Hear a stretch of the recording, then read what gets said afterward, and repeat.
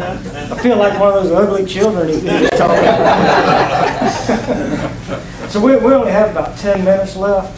So I'm going to go through this real quick. I wanted to give John as much time as he could. And I know that the influence of rainfall, and John talked about it a lot in his talk, is a big topic. It's one of our most consistent phone calls that we get every year during July and August when we start getting these pop-up showers. And everything I'm going to talk about is some work that one of our graduate students, Ms. Sarah Barrett, is working on her master's degree with.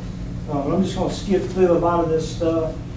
And just really kind of get right into the meat of what she's doing.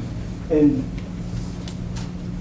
like I said, we get questions every year, every summer, from consultants and growers just calling us, asking us, hey, I just sprayed, this pop-up shower came out of nowhere, we got 30 minutes or an hour on it.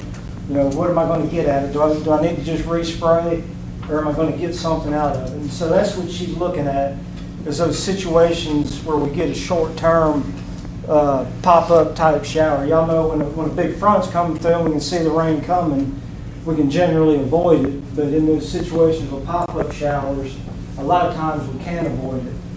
So I'm not going to show everything that she has today. We just don't have time.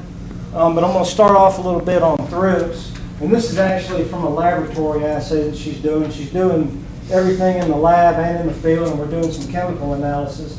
But we don't have all the chemical analysis back yet. And I'll show a little bit of that. And so this is showing with Bidrin on thrips, the impact of washout. And so what she did is she dipped leaves in these different insecticides and then rinsed them under a faucet at different timings. Just a real controlled environment. We're repeating the same thing in the field with sprinklers.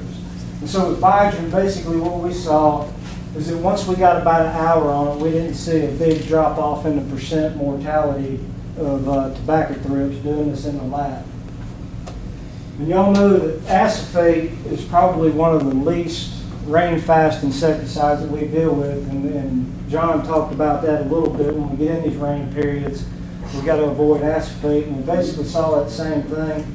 We did a test running it at 4 hours.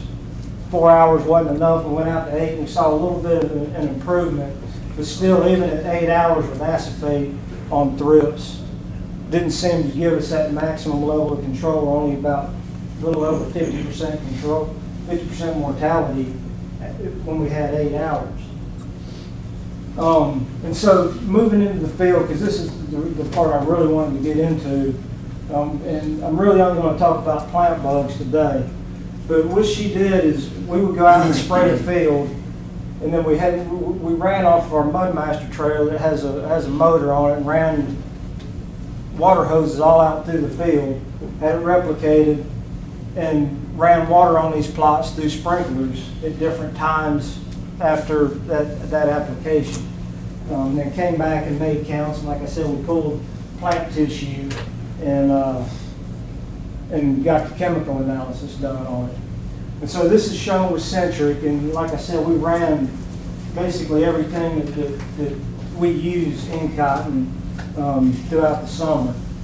And what you can see with Centric is that zero is, as soon as that sprayer left the field, we had the sprinkler laying down where the sprayer basically straddled it, walked out there and Tyvek, stood it up, and immediately cut that rain on. So it'd be almost immediate when that zero timing went on there. When 15 minutes, 30 minutes, an hour, 2 hours, 4 hours, and then compared that to no rain.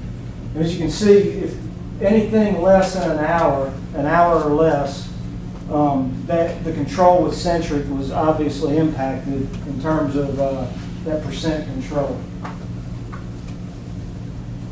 With Transform, which is one of the big ones that we use, really kind of the same thing. And it's going to be interesting. We didn't get great control in this test for some reason. But still, once we got beyond 60% control, we really saw or 60 minutes after that application, we really saw no difference between those rainfall treatments and the no rain.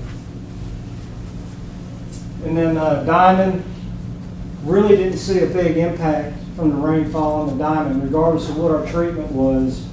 We saw similar levels of control across all those rainfall treatments. And this is just showing some older data that we generated. It's been several years ago. We were looking at rain fastness. This was really a happenstance test that we got out. My technician was bugging me one day when there was a rain coming, and we just wasn't going to do anything because we knew this rain was coming. And to get him out of my hair, I said, just go out there every 30 minutes and start spraying some plots until it rains, and then we'll go back and take counts later. And it actually ended up turning out to be a pretty good test. But you can see the orange line and the red line are two that had diamond included in them, or centric and then orthene plus diamond. Orthene, you can see very poor rain fastness, that gray line, but the diamond improved the rain fastness of that acephate treatment in terms of plant growth control. We are doing some lab assays and field assays with some of the diamides as well. I'm sorry to rush through this, but we are getting close on time. Which you can see we saw it with Prevathon as well. It's kind of like the diamonds.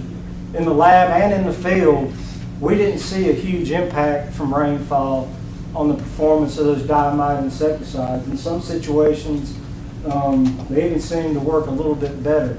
I think it's just a fact of, especially in some of our field tests, and it may just be a coverage issue where we're getting rainfall that's actually washing the insecticide down into the canopy where those bollworms are feeding in small bowls and stuff. Then the chemical analysis, and this is where it's really interesting, is the chemical analysis doesn't match up with our field results. So we went out to 4 hours, and we saw a big reduction with this is centric, a big reduction in the amount of insecticide that was in that field if the rainfall occurred within 4 hours.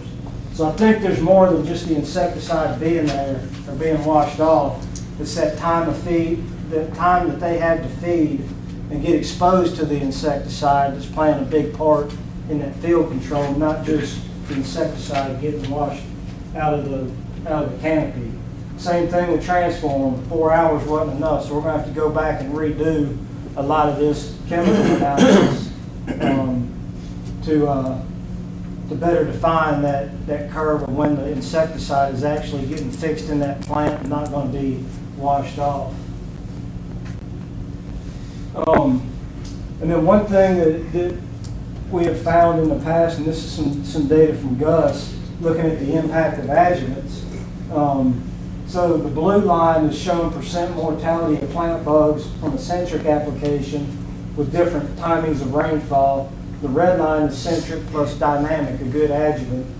And essentially what we've seen is with a lot of these insecticides, the use of a good adjuvant can significantly improve the rain fastness of a lot of these insecticides, or at least improve the control that we get when we're experiencing some rainfall situations. This is the same thing. This is with Bidrin, and basically saw the same type of scenario. Having a good adjuvant mixed in improved the performance of the Bidrin when we were facing some rainy situations. And another one with Transform basically shows the exact same thing. Another one we did, I'm going to skip through this. And so with that, I think we just got about 4 or 5 minutes left, 3 minutes. So if y'all have any questions about rain fastness or anything else for John, we'll be glad to address them. Jim, I may have forgotten, how much rain was delivered in your sprinkler? It was an inch. I think it was a pretty intense rain. It took about 15 minutes to get that inch of rain. Gotcha. All right.